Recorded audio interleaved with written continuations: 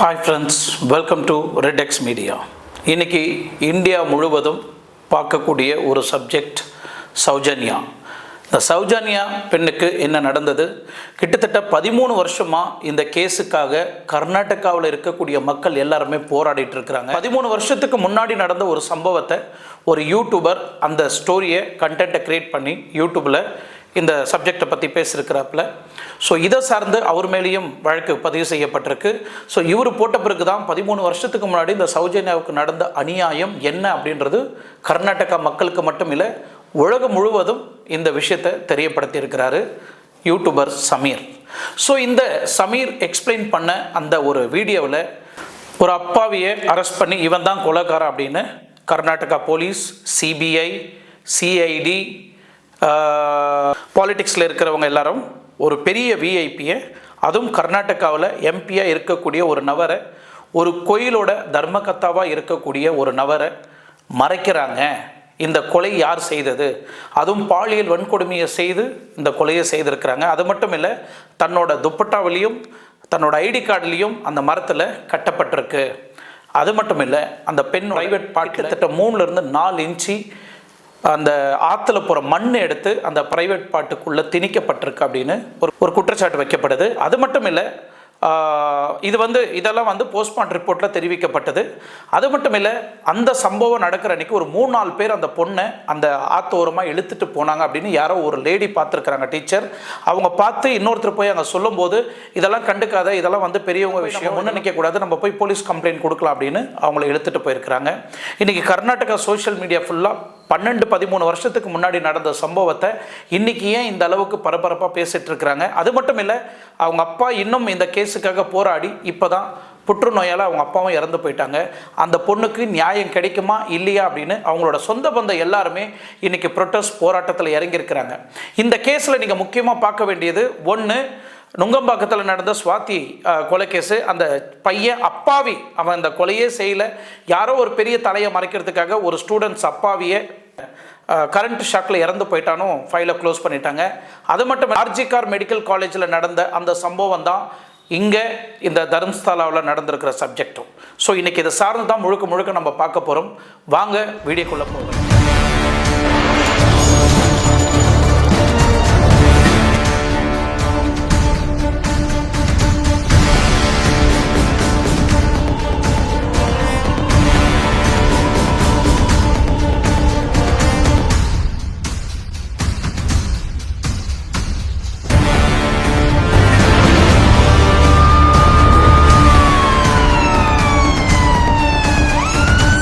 இந்த வீடியோ எனக்கு ஒரு 7 நாளைக்கு முன்னாடியே இந்த வீடியோ சப்ஜெக்டை நான் பார்த்தேன். பட் அதுக்குள்ளே நான் போக விரும்பலை.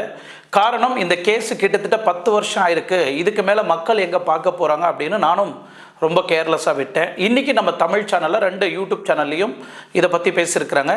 பட் முக்கியமாக கர்நாடகாவில் நடந்த உண்மை சம்பவம், இதில் இன்னும் சுவாரஸ்யமான விஷயங்களை பற்றி தான் இன்றைக்கி நம்ம பார்க்க போகிறோம். மெயினாக நீங்கள் பார்த்தீங்கன்னா, இந்த சப்ஜெக்டை சார்ந்து நான் யாரோட பேரையும் இங்கே குறிப்பிடலை. ஏன்னா அந்த பெரிய கவுடரோட குடும்பத்தை இல்லை அந்த தனிப்பட்ட நபரை மென்ஷன் பண்ணக்கூடாதுன்னு இன்றைக்கி கோர்ட்டை ஆர்டர் கொடுத்துருக்குறாங்க. பட் இந்த கேஸ் எப்படி நடந்ததுன்னு ஒரு எக்ஸ்பிளனேஷனில் நான் உங்களுக்கு ஒரு ஏஐ ஃபார்மேட்டில் உங்களுக்கு நான் தெரிவிக்கிறேன். அதை பார்த்தே நீங்கள் தெரிஞ்சுக்குவீங்க இந்த சம்பவம் யார் பண்ணாங்க, எப்படி பண்ணாங்க, எந்த கொடூரமான முறையில் பண்ணாங்க அப்படின்றது கண்டிப்பாக நீங்கள் புரிஞ்சுக்குவீங்க. ஃபார் எக்ஸாம்பிள் நீங்கள் தெரிஞ்சுக்கிங்க, ஒரு கிராமம், அந்த கிராமத்தில் ஒரு பெரிய கவுடர் ஃபேமிலி அப்படின்னு சொல்லுவாங்க. நம்ம கவுண்டர்னு சொல்கிறோம் இல்லைங்களா. கர்நாடகாவில் ஒரு பெரிய கவுடர் ஃபேமிலி எங்கே, மங்களூரில் இருக்கக்கூடிய தர்மஸ்தலா.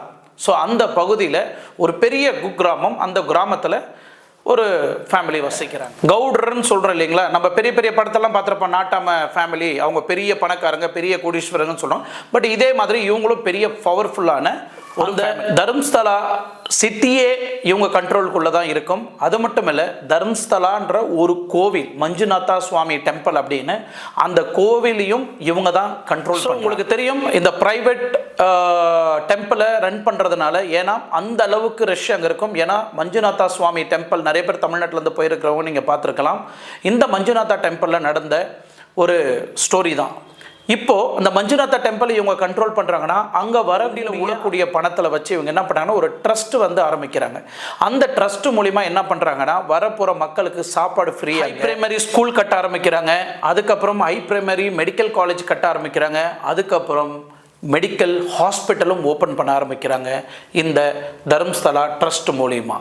ஸோ அந்த அளவுக்கு இந்த ஃபேமிலிக்கு பணம் கொட்டுன்னு கொட்டிட்டு நம்ம இந்தியாவில் நம்ம இந்தியன் ஹைகோர்ட் என்ன சொல்கிறாங்கன்னா லா பிரகாரம் இந்தியாவில் இருக்கக்கூடிய அனைத்து டெம்பிள்களும் கவர்மெண்ட் அண்டரில் இந்த டெம்பிள்கள் வந்து கண்ட்ரோலில் இருக்கும்.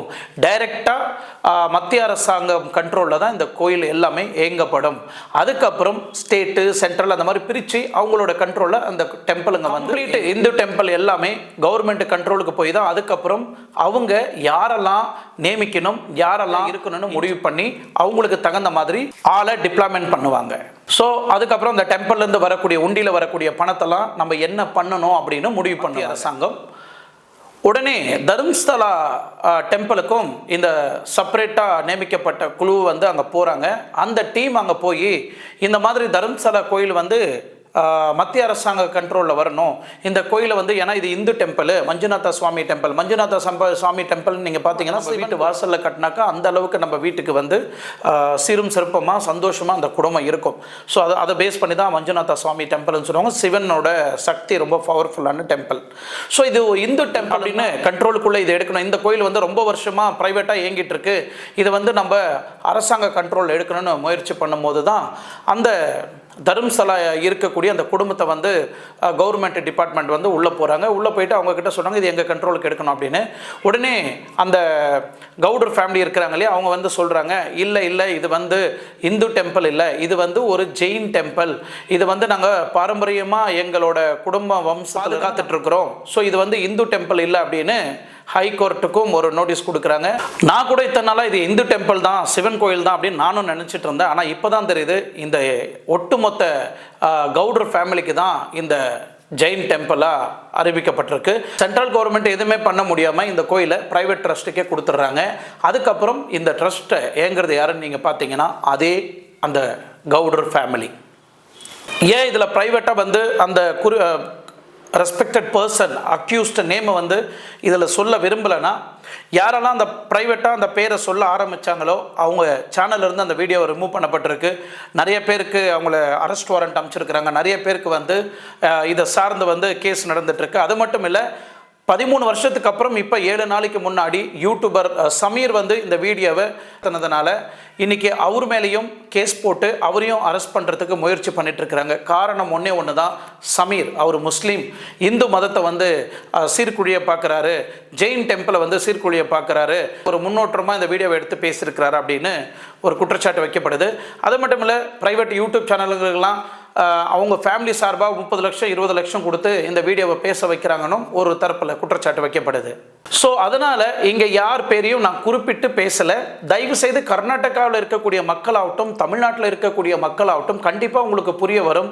அடிக்கடி நான் அந்த தர்மஸ்தலா டெம்பிளை பற்றி பேசுகிறேன், அந்த குடும்பத்தை பற்றி பேசுகிறேன், அந்த கவுடர் குடும்பத்தை பற்றி பேசுகிறேன். ஸோ கண்டிப்பாக உங்களுக்கு தெரிய வந்திருக்கும் இந்த ரேப் அண்ட் மர்டர் வந்து அந்த பொண்ணை ரேப் அண்ட் மர்டரை வந்து யார் பண்ணியிருப்பாங்க அப்படின்றது உங்களுக்கே ஒரு ஐடியா வந்திருக்கும் நான் நினைக்கிறேன். ஆல்ரெடி நிறைய சேனலில் இதை பற்றி பேசியிருப்பாங்க. பட் இது ஃபுல் டீட்டெயிலாக உங்களுக்கு கிடைச்சிருக்குமா அப்படின்றது வந்து ஒரு கொஸ்டின் மார்க்கு தான். அதுக்காக தான் நான் உங்களுக்கு டீட்டெயிலாக எக்ஸ்பிளைன் பண்ணுறேன். அன்று நாள் 9 செப்டம்பர் 2012 அன்னைக்கு ரொம்ப நார்மலான டே எக்ஸப்ட் சௌஜன்யா விட்டு. அந்த 9/12/2012 அன்னைக்கு அந்த பெண்ணுக்கு இந்த மாதிரி ஒரு சம்பவம் நடக்க போகுதுன்னு தெரியல. ஸோ இந்த சௌஜன்யா தர்மஸ்தலாவில் இருக்கக்கூடிய அந்த அருவி ஓரம் பக்கம் அந்த ஆத்தோரம் ஒட்டி இருக்கக்கூடிய ஒரு சின்ன கிராமம் பங்கலம். இந்த பங்கலன்ற ஒரு சின்ன கிராமத்தில் வசிக்கக்கூடிய இந்த சௌஜன்யா பெண், இந்த பொண்ணு வந்து ரொம்ப தங்கமான பொண்ணு. அந்த அளவுக்கு மக்கள் வந்து அந்த கிராமத்தில் இருக்கிறவங்க அந்த அளவுக்கு நேசிக்கக்கூடிய ஒரு பொண்ணு. இந்த பொண்ணு வந்து எஸ்டிஎம் காலேஜ் அந்த எஸ்டிஎம் காலேஜில் வந்து செகண்ட் பியூசி அந்த பொண்ணு படிச்சுட்டு இருக்கிறாங்க. 9/10/2012 அன்று நாள் காலை 7:30க்கு அவங்க எப்பயுமே புறப்பட்டு போகிற மாதிரி காலேஜுக்கு கிளம்புறாங்க. அந்த டைமில் அவங்க அம்மா வந்து குக் பண்ணிட்டு இருக்கிறாங்க. அன்னைக்குன்ற நாள் பார்த்து ஒரு ஸ்பெஷல் டே. கர்நாடகாவில் எஸ்பெஷலி இருக்கக்கூடிய தர்மஸ்தலாவில் அரிசி நாளுன்னு சொல்லுவாங்க. இந்த அரிசி நாளுன்றது என்னன்னா, அன்னைக்கு அந்த தேதியில் புது அரிசியில் தான் அவங்க சமைக்கணும். அதை சார்ந்து அவங்க வீட்டில் ஒரு சின்ன ஃபெஸ்டிவல் நடந்துகிட்ருக்கு. ஸோ டிலே ஆகிட்டுருக்கு. அந்த பெண்ணுக்கு காலேஜுக்கு சீக்கிரம் போகணும். ஒரு கட்டத்தில் அந்த பொண்ணு சாப்பிடாமலே காலேஜுக்கு கிளம்புறாங்க தன்னோட கிளாஸ் அட்டன் பண்ணுறதுக்கு. ஸோ அன்னைக்குன்ற நாள் பார்த்து அந்த காலேஜில் ஸ்பெஷல் கிளாஸ் வைக்க ஆரம்பிக்கிறாங்க. அந்த பெண்ணு காத்தால பிரேக்ஃபாஸ்ட்டும் சாப்பிடல. ஸோ பசியில் இருக்கும்போது அவங்க ஃப்ரெண்டு சௌஜன்யான்ற ஒரு பொண்ணு வந்து அவங்களுக்கு அந்த சாப்பாடு வந்து ஷேர் பண்ணிக்கிறாங்க. பட் இருந்தாலும் சௌஜன்யா வந்து இல்லை பரவாயில்ல நீங்கள் சாப்பிடுங்க அப்படின்னு சொல்கிறாங்க. நான் வீட்டில் போய் சாப்பிட்டுக்கிறேன் அப்படின்னு. கரெக்டாக 3:45க்கு காலேஜ் விடப்படுது. ஸோ இந்த காலேஜ் விடும்போது அந்த நேத்ராவதி பஸ் ஸ்டாப்புன்னு சொல்லிட்டு, அந்த நேத்ராவதி பஸ் ஸ்டாப்னா எந்த ஊர்லேருந்து வந்தால் கூட அந்த பஸ் ஸ்டாப் கிட்ட தான் அந்த நீர்வீழ்ச்சியெல்லாம் இருக்கும். அங்கே குளிச்சுட்டு ஃப்ரெஷ்அப் ஆகிட்டு அதுக்கப்புறம் தான் மஞ்சுநாத சுவாமி டெம்பிளுக்கு போவாங்க. ஸோ அந்த நேத்ராவதி பஸ் ஸ்டாப் கிட்ட இறங்கி தன் ஃப்ரெண்ட்ஸுங்கெல்லாம் கூட வந்தவங்களுக்கெல்லாம் பாய் சொல்லிட்டு டாட்டா காமிச்சிட்டு நான் போயிட்டு வரேன் அப்படின்னு சொல்லிட்டு, ஸோ அந்த பஸ் ஸ்டாப்லேருந்து இறங்கி கிட்டத்தட்ட 30 மினிட்ஸ் அவங்க நடந்து போகணும். நடந்து போகக்கூடிய அந்த ரூட்டில் பிரகதி ஹாஸ்பிட்டல் அப்படின்னு ஒன்று இருக்குது. ஸோ இந்த பிரகதி ஹாஸ்பிட்டலில் நடந்து போகும்போது அங்கே ஒரு செக்யூரிட்டியும் பார்க்குறாரு அந்த பொண்ணு நடந்து போகிறது. அதை சார்ந்து இன்னும் கொஞ்சம் தூரம் நடந்து போகுது அவங்களோட அவங்க தாய் மாமா பார்க்குறாரு. ஏமா இப்படி நடந்து போயிட்டுருக்குற, என்னாச்சு அப்படின்னு சொல்லும்போது, இல்லை மாமா காலேஜ் லேட் ஆகிடுச்சு, 2வது ஸ்பெஷல் கிளாஸ் இருந்துச்சு அப்படின்னு 2-3 வார்த்தை பேசிட்டு அந்த இடத்த விட்டு மூவ் ஆயிடுறாங்க. ஸோ அது முடிஞ்சு அவங்க வீட்டுக்கும் அவங்க நடந்து போகிற அந்த இடத்துக்கும் மேக்ஸ் டு மேக்ஸ் ஒரு 10 நிமிஷம் இல்லைனா ஒரு 20 நிமிஷம் இருக்கும். 3:35க்கு காலேஜ் விட்டு அந்த பெண்ணு கரெக்டாக 4:30க்கு அவங்க வீட்டில் இருந்திருக்கணும். பட் 6:30 ஆகுது, 7:30 ஆகுது, 8:30 ஆகுது, தன்னோட வீட்டில் அந்த பெண் வீடு திரும்பவே இல்லை. ஸோ அந்த காலேஜுக்கிட்ட மெடிக்கல் காலேஜுக்கிட்ட போயிருக்கிறாங்க, அவங்க மாமா பார்த்துருக்குறாங்க. அதுக்கப்புறம் அந்த கேப்பில் பிட்வீன் அந்த 10 நிமிஷம் அந்த கேப்பில் அந்த பொண்ணு அந்த இடத்துல மர்மமான முறையில் காணாமல் போயிருக்கிறாங்க. சௌஜன்யாவோட அம்மாவுக்கு ஒரு மாதிரி டென்ஷன் ஜாஸ்தியாகுது. யாருமே சரி நம்ம பொண்ணு வீட்டுக்கு வரலன்னா எவ்வளோ கஷ்டப்படுவாங்கன்னு உங்களுக்கு தெரியும். அந்த டென்ஷனில் அவங்க வீட்டுக்கு முன்னாடி நின்று காத்துட்ருக்குறாங்க. அவங்க உடனே பயந்து போய் தன்னோட கணவனுக்கு ஃபோன் பண்ணி, இந்த மாதிரிங்க 4:30க்கெலாம் நம்ம பொண்ணு வீட்டில் இருக்கணும், இந்த மாதிரி 7:30 மணி ஆகுது, இன்னும் நம்ம பொண்ணு வீட்டுக்கு வரலன்னு அவங்க அப்பாவுக்கு ஒரு ஃபோன் அடிக்கிறாங்க. அப்பாவும் அவங்க அம்மாவும் ஒன்று சேர்ந்து எல்லா ஃப்ரெண்ட்ஸுங்களுக்கும் கால் பண்ணுறாங்க. காலேஜில் இருக்கக்கூடிய எல்லா ஃப்ரெண்ட்ஸுங்களுக்கும் கால் பண்ணுறாங்க. எல்லாரும் அதே ஒரே வார்த்தை தான் ஸ்டேட்மெண்ட் கொடுக்குறாங்க. உங்கள் பொண்ணு ஆல்ரெடி வீட்டுக்கு வந்துட்டாங்க, என் கூட தான் பஸ்ஸில் வந்தாங்க, பஸ் ஸ்டாப்லேருந்து இறங்கி உங்கள் வீட்டு பக்கம் தான் நடந்து போனாங்க அப்படின்னு எல்லாரும் ஒரு ஸ்டேட்மெண்ட்டு கொடுக்குறாங்க. மாமாவுக்கு கால் பண்ணி கேட்குறாங்க, எங்கள் பொண்ணு வீட்டுக்கு வந்தாலும் அப்படின்னு. இல்லை, என் முன்னாடி தான் நடந்து வீட்டுக்கு வந்தா, நான் பேசி தான் அனுப்பிச்சு வச்சேன் அப்படின்னு அவங்க மாமா பேச. 7 மணிலேருந்து நைட்டு 11 மணி வரைக்கும் அங்கே இருக்கக்கூடிய மக்கள் எல்லாருமே தேட ஆரம்பிக்கிறாங்க. அங்கே இருக்கிறவங்களும் அந்த லைட்டெல்லாம் எடுத்துக்கின்னு அந்த காட்டுக்குள்ளே தேட ஆரம்பிக்கிறாங்க. எங்கேயுமே கிடைக்கல. அதுக்கப்புறம் ஊர் மக்கள் எல்லாம் ஒன்று சேர்ந்து பெலத்தங்கடி போலீஸ் ஸ்டேஷன், அந்த பெங்களூரில் கர்நாடகாவில் இருக்கக்கூடிய ஒரு போலீஸ் பகுதி, அங்கே போய் ஒட்டுமொத்த ஃபேமிலியும் கம்ப்ளைண்ட் கொடுக்குறாங்க, இந்த மாதிரி என் பொண்ணு காணலை அப்படின்னு சொல்லிட்டு. ஸோ போலீஸ்கிட்ட கம்ப்ளைண்ட் கொடுக்குறாங்க. அவங்க இந்த மாதிரி எங்களுக்கு உடனே ஒரு எஃப்ஐஆர் ஃபைல் பண்ணுங்கள், எங்கள் பொண்ணு காணலை, நீங்கள் கொஞ்சம் கண்டுபிடிச்சி கொடுங்க அப்படின்னு சொல்கிறாங்க. பட் ரூல்ஸ் பிரகாரம் 24 ஹவர்ஸ்க்கு அப்புறம் தான் எஃப்ஐஆர் கம்ப்ளைண்ட்டே கொடுக்க முடியும், எஃப்ஐஆரை ஃபைல் பண்ண முடியும். பட் போலீஸ் என்ன சொல்கிறாங்கன்னா, நீங்கள் இப்போ வீட்டுக்கு போங்க, நைட் ஆகிடுச்சு, நாளைக்கு காத்தால வாங்க, சப்போஸ் காத்தால வரைக்கும் வெயிட் பண்ணுங்கள், உங்கள் பொண்ணு வரலன்னா அதுக்கப்புறம் வந்து நீங்கள் கம்ப்ளைண்ட் கொடுங்க, நாங்கள் எஃப்ஐஆர் கொடுக்குறோம் அப்படின்னு சொல்லிட்டு போலீஸ் சொல்லி அனுப்பிச்சிடுறாங்க. அதுக்கப்புறமும் அவங்க நைட்டு வந்து எல்லா இடத்துலையும் தேடுறாங்க, எங்கேயும் கிடைக்கல. ஸோ மறாத நாள் காத்தால 10ஆம் தேதி அக்டோபர் மாதம் 2012 மார்னிங் 12 புதன்கிழமை காலை 10 மணிக்கு எல்லாரும் தேட ஆரம்பிக்கிறாங்க. ஸோ ஊர் மக்களெல்லாம் தேடும்போது கிட்டத்தட்ட ஒரு 200-300 பேர் அந்த காட்டுக்குள்ளே தேட ஆரம்பிக்கிறாங்க. ஸோ தன்னோட பெண்ணோட சடலம் ஒரு அருவி மாதிரி போயிட்டுருக்கிற ஒரு மரத்தில் தன்னோட பெண்ணோட சடலம் தொங்கி கிடக்கு, கயிறில் கட்டி போட்டுருக்கு அப்படின்னு சொல்லிட்டு சில பேர் சொல்ல, அந்த பகுதியில் இருக்கக்கூடிய மக்கள் கிட்டத்தட்ட ஒரு 200-300 பேர் வந்து அங்கே ஓடி போகிறாங்க அந்த பொண்ணோட பாடியை எடுக்கிறதுக்கு. அந்த பாடி அந்த இடத்துல இருக்குது, இந்த மாதிரி ஒரு பாடி வந்து அந்த அருவி சைடில் ஆத்தோரமாக கிடக்குது அப்படின்னு சொல்கிறாங்க எல்லாரும், ஊர் மக்கள் எல்லாம் சேர்ந்து. ஏன்னா அந்த அளவுக்கு என் மனசை உழுக்கிடுச்சு. அந்த பொண்ணு, நான் ஸ்டார்டிங்லேயே உங்களுக்கு சொல்லியிருந்தேன், இந்த மர்மமான முறையில் எப்படி இந்த பொண்ணு இந்த இடத்துல வந்து உளுந்து கடந்தா அப்படின்றத வந்து இன்னும் உங்களுக்கு நான் டீட்டெயிலாக எக்ஸ்பிளைன் பண்ணுறேன். கடைசி வரைக்கும் இந்த வீடியோவை பாருங்கள்.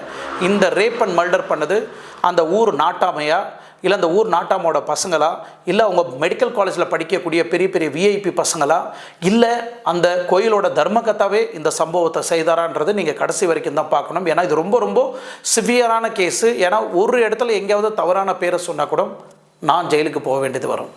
உடம்புல ஒட்டு துணி இல்லை, தன்னோட துப்பட்டாவில் கட்டி தொங்க விட்டுருக்குறாங்க, தன்னோட ஐடி கார்டில் கையை பின்னாடி கட்டியிருக்கிறாங்க. பெண்ணோட ப்ரைவேட் பார்ட்டில் 3லேருந்து 4 இன்ச்சு அந்த மண்ணை வந்து திணிச்சு தன்னோட அந்த சிமெண்ட்ஸை இன்வெஸ்டிகேஷன் பண்ணக்கூடாது, மெடிக்கல் எக்ஸாமினேஷன் பண்ணி நாங்கள் தான் அந்த ரேப் பண்ணணும்னு கண்டுபிடிக்காத வகையில் அந்த இடத்த சிதைச்சிருக்கிறாங்க. அந்த பெண்ணோட பாடியில் எல்லா இடத்துலையும் பிளேடால் கிழிக்கப்பட்டிருக்கு. அது மட்டும் இல்லை, அந்த பெண்ணோட முதுகு எலும்பெல்லாம் ஒடிக்கப்பட்டிருக்கு. ஸோ இது முழுக்க முழுக்க ஒரு பெரிய கேங் ரேப்பாக தான் இந்த ரேப் நடந்திருக்கு.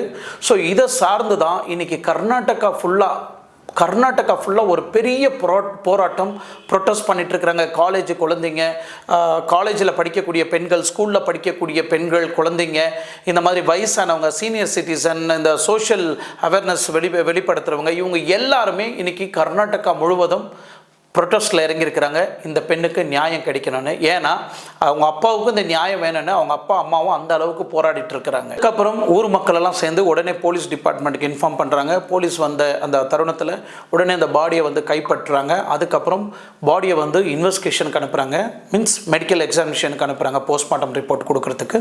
ஸோ இந்த தருணத்தில் இந்த கொலையை பண்ணது யார் அப்படின்னு பெங்களூர் மட்டும் இல்லை, ஒட்டுமொத்த கர்நாடகாவிலையும் ஸ்ட்ரைக் பண்ண ஆரம்பிக்கிறாங்க, ப்ரொட்டஸ்ட் பண்ண ஆரம்பிக்கிறாங்க. இந்த அளவுக்கு ப்ரூட்டலாக மர்டர் பண்ணவன், ரேப் பண்ணவன், கண்டிப்பாக அவனை எவனாக இருந்தாலும் விடக்கூடாது, அவனை அரெஸ்ட் பண்ணணும் அப்படின்னு பொதுமக்கள் எல்லாம் ரோட்டுக்கு வர ஆரம்பித்தாங்க. யாருமே இந்த இன்வெஸ்டிகேஷன் ஒரு பக்கம் போயிட்டு இருக்கு, போலீஸுங்க வந்து பாடியும் போஸ்ட்மார்ட்டம் ரிப்போர்ட் அனுப்பிச்சிட்டாங்க. உடனே ஊர் மக்கள் எல்லாம் போராட்டம் பண்ணிட்டு இருக்கிறாங்க. யாருமே எதிர்பார்க்காத வகையில் போலீஸ் ஒரு சம்பவத்தை செய்கிறாங்க. அந்த அளவுக்கு பொதுமக்கள் எல்லாருமே ரொம்ப ஹாப்பி ஆகிட்டாங்க. பரவாயில்ல, இந்த அளவுக்கு கொடூரமாக ரேப் பண்ண குற்றவாளியை அரெஸ்ட் பண்ணுறாங்க. அதே அக்டோபர் அந்த மர்டர் நடக்கப்பட்டது 10ஆம் தேதி. அக்டோபர் 11ஆம் தேதி 2012 சாயங்காலம் 5 மணிக்கு சந்தோஷ்ன்ற ஒரு நபரை வந்து கைது செய்கிறாங்க போலீஸ். அந்த சந்தோஷ் யாருன்னு நீங்கள் பார்த்தீங்கன்னா ஒரு சாதாரண அப்பாவி. அந்த பெண் கொலை செய்யப்பட்ட இடத்துக்கும் அவன் ஒரு லிங்க் இருக்குன்ற ஒரு சந்தேகத்தின் அடிப்படையில் அவனை கைது செய்கிறாங்க.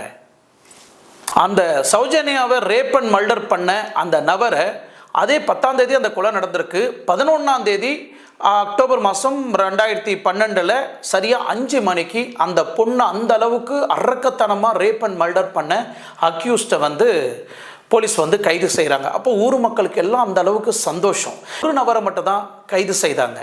ஸோ நீங்கள் எல்லாருமே முழிச்சுக்கணும். இந்த கேஸில் அரெஸ்ட் செய்யப்பட்ட அந்த நபர் அவன் கிடைச்ச பிறகு இந்த கேஸு க்ளோஸ் ஆகலை. ஆக்சுவலி இந்த கேஸ் தொடங்கப்பட்டதே எப்போ நீங்கள் பார்த்தீங்கன்னா, ஆக்சுவலி அந்த சௌஜன்யாவோட பாடி கிடைச்சது 11 அக்டோபர் 2012. பிஎஸ்ஐ யாரை இந்த அக்யூஸ்டாக ஒரு கருதப்பட்டு அவர் அரெஸ்ட் பண்ணாங்க நீங்கள் பார்த்தீங்கன்னா 19லேருந்து 20 வயசு இருக்கக்கூடிய சந்தோஷ்ன்ற ஒரு சந்தோஷ் ராவ் வந்து தர்மஸ்தலா சேர்ந்த நபரே இல்லை. அவன் வந்து ஷிங்கேரின்ற ஒரு கிராமத்தில் இருக்கக்கூடிய அந்த சந்தோஷோட அப்பா வந்து டீச்சர், அவங்க அம்மா வந்து ஹவுஸ் ஒய்ஃபு. சந்தோஷ் வந்து ஜென்ரலாகவே வந்து கொஞ்சம் மென்டலி எஃபெக்டான ஒரு பர்சன். அதனாலவே அவன் மண்டைக்கு படிப்பு ஏறாது. இதனாலவே ஸ்விங்கேரியில் ஒரு ஹோட்டலில் ஒரு ஸ்டீவர்டாக ஒர்க் பண்ண ஆரம்பிக்கிறான். ஸோ இந்த மாதிரி இருக்கக்கூடிய இந்த சந்தோஷ் வந்து கோயில் பக்தி, சாமி பக்தி ரொம்ப அதிகமாக இருக்கக்கூடிய நபர். மாதத்தில் 1 தடவையாவது 2 தடவையாவது ஏதாவது ஒரு கோயிலுக்கு வந்து விசிட் பண்ணிடுவான். அந்த ஒரு தருணத்தில் தான் நம்ம தர்மஸ்தலாவில் இருக்கக்கூடிய ஸ்ரீ மஞ்சுநாதா டெம்பிளுக்கு வந்து இவன் கோயிலுக்கு வரான். எந்த தேதியில் வரான்னு பார்த்தீங்கன்னா 9 அக்டோபர் 2012. இந்த டேட்டை நோட் பண்ணி வச்சுக்கோங்க. ஏன்னா இந்த டேட்டு தான் ரொம்ப முக்கியமான ஒரு டேட்டாக இருக்கும், இந்த கேஸுக்கு ஒரு டேர்னிங் பாயிண்ட்டாகவும் இருக்கும்.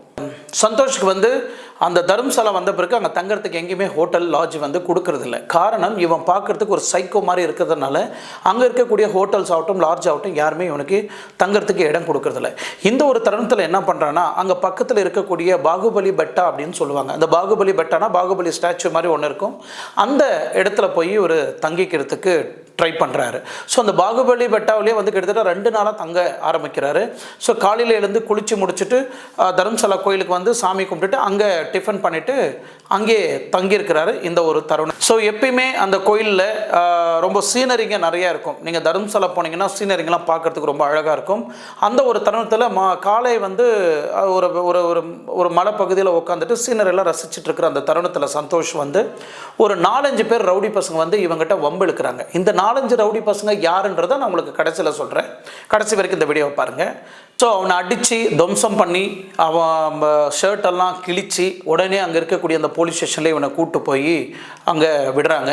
ஸோ அந்த போலீஸ்கிட்ட சொல்கிறாங்க, சார் முந்தானத்து நடந்த இந்த கொலைக்கும் இவனுக்கும் ஏதோ ஒரு சம்பந்தம் இருக்கிற மாதிரி தெரியுது, ஏன்னா இவன் பார்க்குறதுக்கு ஒரு மாதிரி சைக்கோ மாதிரி இருக்கிறான் அப்படின்னு போலீஸ்கிட்ட இந்த சந்தோஷை கூப்பிட்டு போய் போட்டு கொடுத்துட்றாங்க. ஸோ அந்த போலீஸ்காரங்க கூட ஒரு இன்வெஸ்டிகேஷன் பண்ணோம். யாரையோ ஒருத்தனை பழி வாங்கிறதுக்காக கூட நிறைய பேர் இந்த மாதிரி ஒரு சம்பவமே இருக்கு. ஏன்னா நீங்கள் நுங்கம்பாக்கத்தில் நடந்த அந்த ஸ்வாதி மர்டர் கேஸில் கூட பாருங்கள், அப்பாவிய ஒருத்தனை அவன் யார் என்னன்னு தெரியாமல் அவனை பிடிச்சி அவனை கொடுக்கக்கூடாத கொடுமையெல்லாம் கொடுத்து அவனை சாவடித்த சம்பவத்தை நீங்கள் பார்த்துருப்பீங்க. அந்த அவ்வளோ சீக்கிரம் நீங்கள் மறந்துருக்க மாட்டீங்க. ஒரு பிரைட் ஸ்டூடெண்ட் அந்த பையன் சரிங்களா, கையில் கிடைச்ச உடனே அவனை என்ன ஏதுன்னு விசாரிக்கல, யாரோ ஒரு 4-5 ரவுடி பசங்க கூப்பிட்டு வந்து விட்டாங்க அப்படின்றதுன்னா அந்த ஒரு கான்ஃபிடென்ட்டில் என்ன பண்ணுறாங்கன்னா, உடனே சௌஜன்யா கொலை பண்ண குற்றவாளியை நாங்கள் அரெஸ்ட் பண்ணிட்டோம் அப்படின்னு ப்ரெஸ் மீட்டெல்லாம் கூப்பிட்டு ஒரு ப்ரெஸ் மீட்டு கொடுக்க ஆரம்பிக்கிறாரு. ஸோ இந்த ப்ரொட்டஸ்ட் பண்ணவங்க, ஸ்ட்ரைக் பண்ணவங்க, அப்பா அம்மா, ஊர் மக்கள் எல்லாருமே அந்த அளவுக்கு ரொம்ப குஷி ஆகிட்டாங்க, ஹாப்பி ஆகிட்டாங்க, குற்றவாளியை அரெஸ்ட் பண்ணிட்டாங்க அப்படின்னு சொல்லிட்டு.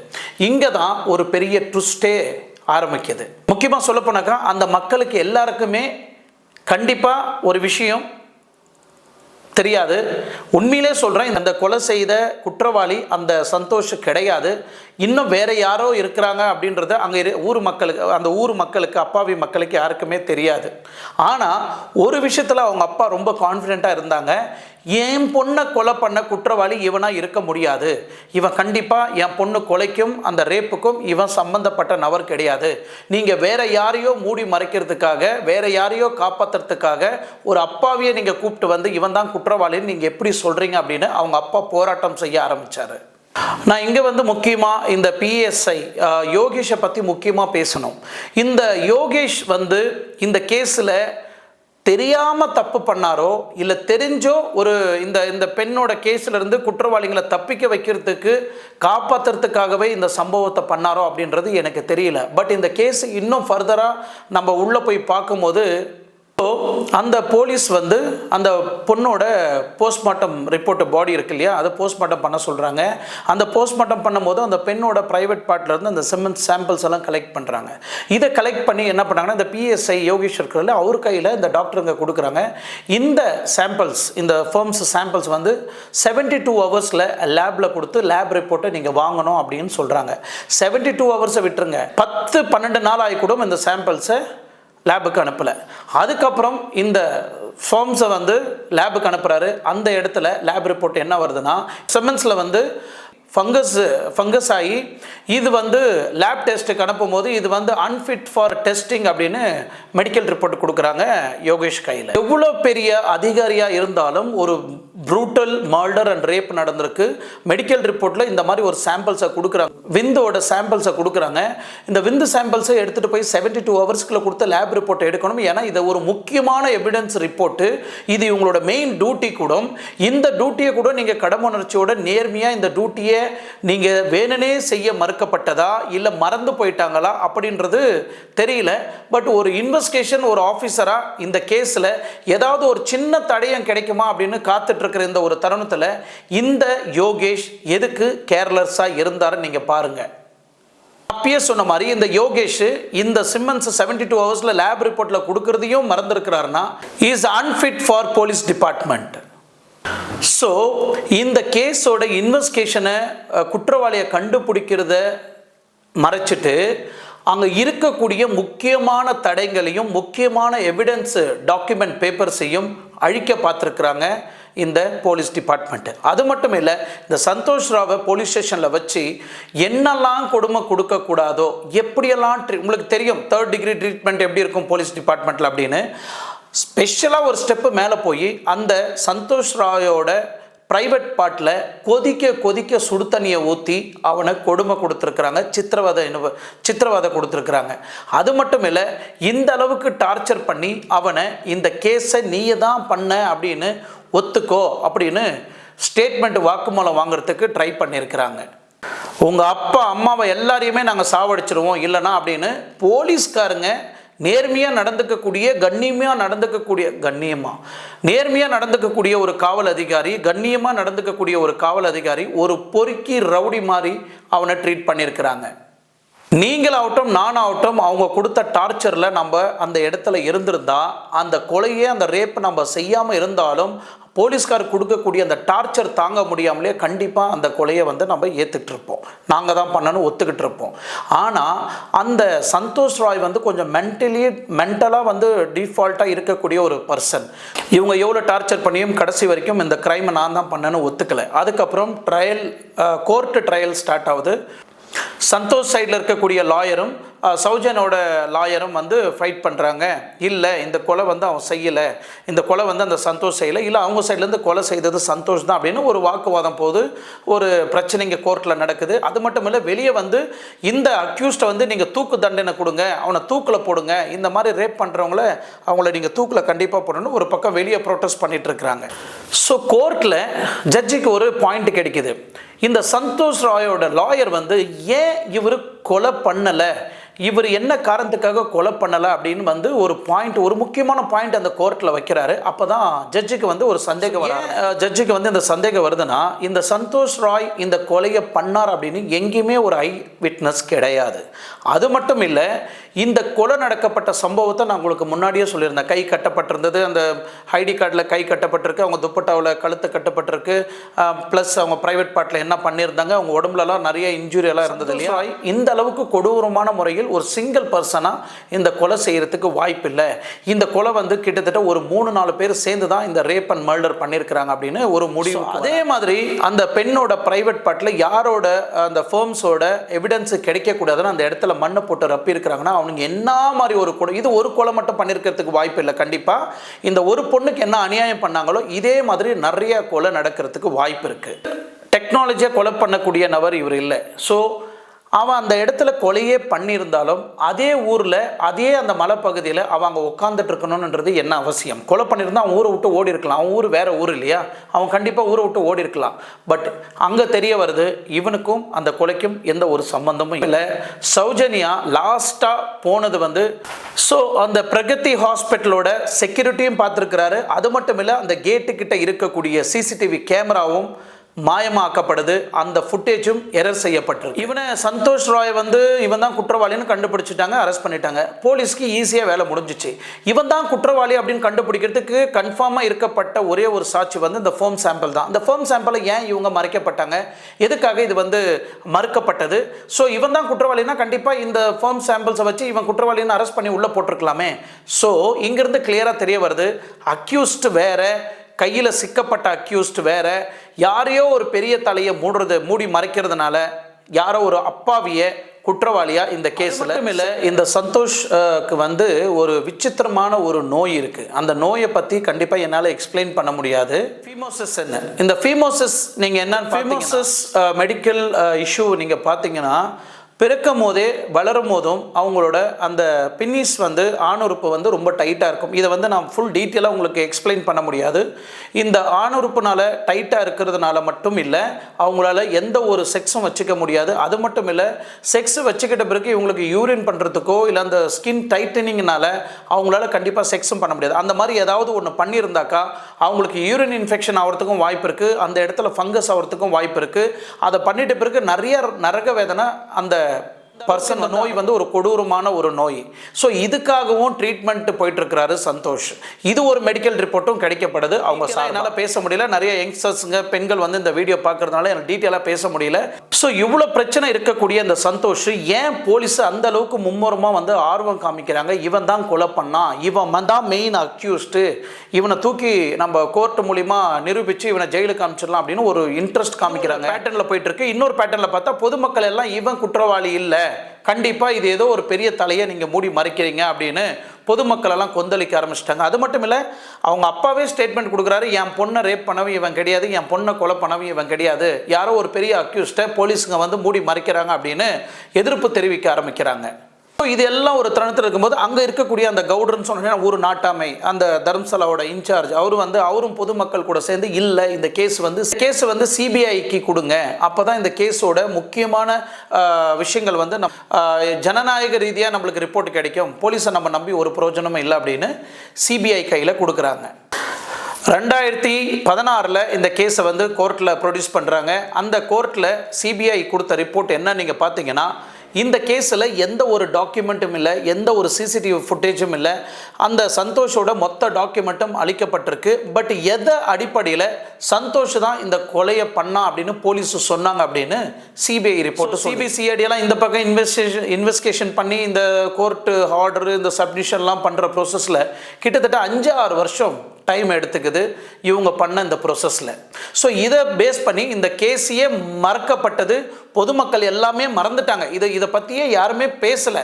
அதுக்கப்புறம் தான் அப்போது அந்த 2012 எடுக்கப்பட்ட அந்த ரிப்போர்ட்டை பேஸ் பண்ணி ஒரு யூடியூபர் சமீர் வந்து இதை கோத்ரூ பண்ணியிருக்கிறார். இது கோத்ரூ பண்ணும்போது தான் இந்த கேஸில் இந்த அளவுக்கு ஸ்ட்ராங்கான எவிடன்ஸ் எல்லாம் மறைக்கப்பட்டிருக்கு, இன்னும் இதை கேஸ் சார்ந்து ஒரு குற்றவாளிக்கு தண்டனை கிடைக்கலையே, இதை சார்ந்து நம்ம இன்னும் டீட்டெயிலாக பொதுமக்களுக்கு எக்ஸ்பிளைன் பண்ணணும்னு யூடியூப்பில் எக்ஸ்பிளைன் பண்ண ஆரம்பிச்சிருக்கிறாரு இதை சார்ந்து. அதுக்கப்புறம் தான் மீண்டும் ஒரு பெரிய கலவரம் ஆரம்பிக்குது கர்நாடகா. அதுக்கப்புறம் பொதுமக்கள் பப்ளிக் எல்லாருமே ப்ரொட்டஸ்ட் ஸ்டார்ட் பண்ண ஆரம்பிக்கிறாங்க. இந்த பொண்ணுக்கு எந்த ஒரு நியாயமும் கிடைக்கல, இந்த பொண்ணுக்கு எந்த ஒரு நீதியும் சௌஜன்யா அப்படின்னு பொதுமக்கள் எல்லாம் பேனர் அடிச்சு அவனுக்கு எப்படியாவது தண்டனை வாங்கி கொடுக்கணும், அந்த குற்றவாளியை எப்படியாவது கண்டுபிடிக்கணும் அப்படின்னு போராட்டத்தில் இறங்குறாங்க. ஒட்டுமொத்த கர்நாடகாவும் கலவரத்தில் இறங்குது. இந்த மாதிரி ப்ரொட்டஸ்ட்லாம் நடந்துட்டு இருக்கு. ஒரு நாள் என்ன பண்றாங்கன்னா, ஒரு நாள் கிரீஷ் முட்டானா அப்படின்ற ஒரு நபருக்கு இந்த நியூஸ் போகுது. யார் இந்த கிரீஷ் முட்டானா அப்படின்னு நீங்க பார்த்தீங்கன்னா, இவர் வந்து ஒரு நேர்மையான போலீஸ் ஆஃபீஸர். இவர் டியூட்டியில் இருக்கும்போது ஒரு எம்எல்ஏவே அடிச்சிருக்கிறாரு. அது மட்டும் இல்லை, தன்னோட டிபார்ட்மெண்ட்ல நிறைய கரப்ஷன் நடக்குது, இதை நான் எப்பயுமே எந்த தருணத்திலையும் என்னால் மாற்ற முடியல, ஸோ இந்த கரப்ஷனை வந்து என்னால் கண்டிப்பாக ஒழிக்க முடியாது அப்படின்றது என்ன பண்ணுறாருன்னா, தன்னோட போலீஸோட டியூட்டியே வந்து அவர் ராஜினாமா பண்ணிட்டு இந்த மாதிரி எங்கெல்லாம் தப்பு நடக்குது, எங்கெல்லாம் அநியாயம் நடக்குது, அங்கே வந்து வாய்ஸ் ஓவர் கொடுக்க ஆரம்பிக்கிறாரு. ஸோ அந்த ஒரு தருணத்தில் இந்த பொண்ணோட கேஸில் வந்து இவர் இன்வால்மெண்ட் ஆகுறாரு. இந்த கிரீஷ் எக்ஸ் போலீஸ் ஆஃபீஸர் இந்த கேஸுக்கு உள்ளே வரும்போது அவருக்கே ஒரு மாதிரி ஷாக்காக இருக்குது. என்ன தான் நடக்குது இந்த தர்மசாலாவில், இந்த தர்மசாலா கேஸ் ஏன் இந்த அளவுக்கு 6-7 வருஷம் இழுத்துருக்கு, என்ன தான் இந்த தர்மசாலாவில் நடந்திருக்கு, இந்த பொண்ணுக்கு என்ன தான் பிரச்சனை, இவன் சந்தோஷ் எதுக்கு அரெஸ்ட் பண்ணியிருக்கிறாங்க அப்படின்னு அவருக்கே ஒரு இந்த கேஸ் மேலே ஒரு இன்ட்ரெஸ்ட் வர ஆரம்பிக்குது. உடனே இந்த கிரீஷ் என்ன பண்ணுறாருன்னா, அந்த ஃபைல் செய்யப்பட்ட டாக்குமெண்ட் போலீஸ் காப்பி, அந்த எஃப்ஐஆர் காப்பி, அந்த டீட்டெயில்ஸ் எல்லாம் இருக்குது இல்லைங்களா, அந்த கேஸ் ரிப்போர்ட்டெல்லாம் இவர் வாங்கி கோத்ரூ பண்ணுறாரு. ஸோ கோத்ரூ பண்ணும்போது தான் அங்கே இன்னொரு ட்விஸ்ட் அவர் கண்டுபிடிக்கிறாரு. அந்த தர்மசாலாவில் இந்த 10ஆம் தேதி அக்டோபர் மாதம் 2012 நடக்கப்பட்ட அந்த சௌஜன்யாவோட கேஸை மட்டும் அந்த சந்தோஷ் மேலே பதிவு செய்யலை. அதுக்கு முன்னாடி தர்மசாலாவில் நடக்கப்பட்ட ஒரு கிரைம் சீன்லேயும் திரு சந்தோஷை வந்து அந்த கேஸில் சேர்க்கப்பட்டிருக்கு. எல்லா விஷயங்களும் டீட்டெயிலாக உங்களுக்கு எக்ஸ்பிளைன் பண்ணப்படும்.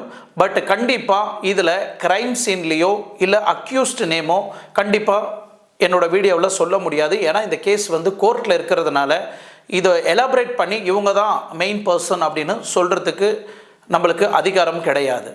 பட் நான் சொல்லலைன்னா கூட, உங்களுக்கு நான் எக்ஸ்பிளைன் பண்ணலைன்னா கூட, இது வரைக்கும் நான் சொல்லிட்டு வந்த இந்த கதையெல்லாம் நீங்கள் கடைசியிலேருந்து லாஸ்ட் வரைக்கும் பார்த்துருந்தீங்கன்னா நான் யாரை பற்றி சொல்கிறேன்றது உங்களுக்கு கண்டிப்பாக புரியணும்னு நான் நம்புகிறேன். ஏன்னா கர்நாடகாவில் இருக்கிற மக்கள் நிறைய தமிழர்கள், நீங்கள் கர்நாடகாவில் இருக்கிற பொதுமக்கள் நிறைய பேர் வந்து தமிழ் சேனலில் பார்த்துட்டு இருப்பீங்க. ஸோ கண்டிப்பாக இதில் யாரெல்லாம் இன்வால்மெண்ட் ஆகிருக்கிறாங்கன்றதை நான் ஒரு ஏஐ ஃபார்மேட்டில் நான் உங்களுக்கு சொல்லியிருப்பேன். அதிலே நீங்கள் புரிஞ்சுக்கலாம் யார் அந்த உண்மையான அக்யூஸ்டுன்னு உங்களுக்கு தெரிஞ்சிருக்கும்.